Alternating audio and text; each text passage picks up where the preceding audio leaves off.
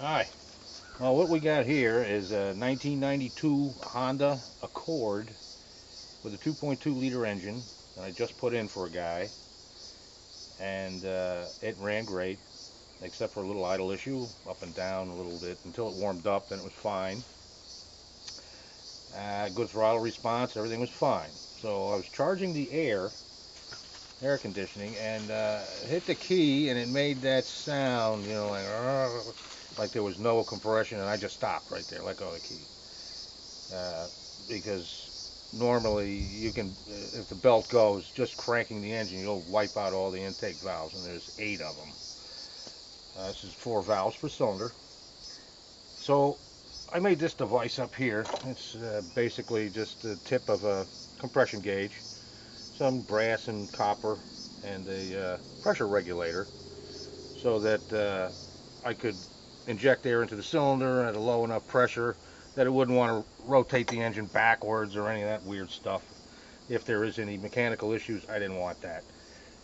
So I rotated the engine. It was already at TDC, top dead center. The mark was dead on, which I had checked first with the straw in there, watching these rockers, and everything was fine. I even pulled this little cover to make sure the up was on the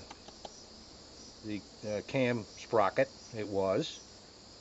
So I went, what the heck is going on here? So that's why I made that device up, and it worked great.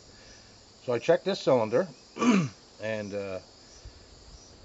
put air through it, checked the radiator, the intake plenum, which I'd taken the air box off of, the exhaust pipe, nothing, no air. A little bit of noise coming out of here, and I pulled the dipstick out and put this hose over the tube, put it to my ear, and there was some air going by there, but that's to be expected because those ring gaps aren't perfectly closed, and it's direct air.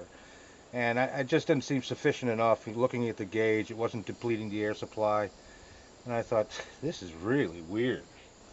So when I got to number 3, cylinder number 3, and I'm watching the rocker arms, and I see one is up and the other one is still down. And I went, what the heck is that?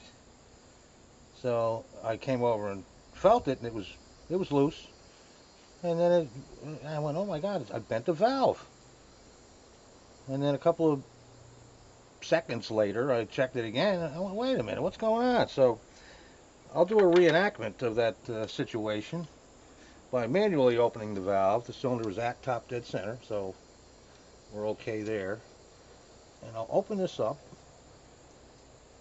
and I'll let go of it.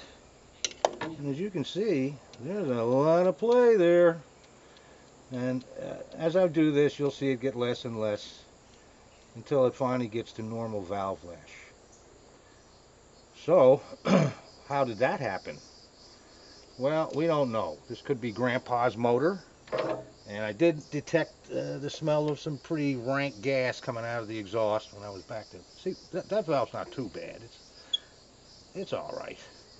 But this one has to seal too. If one of these is staying open, you're not going to get compression.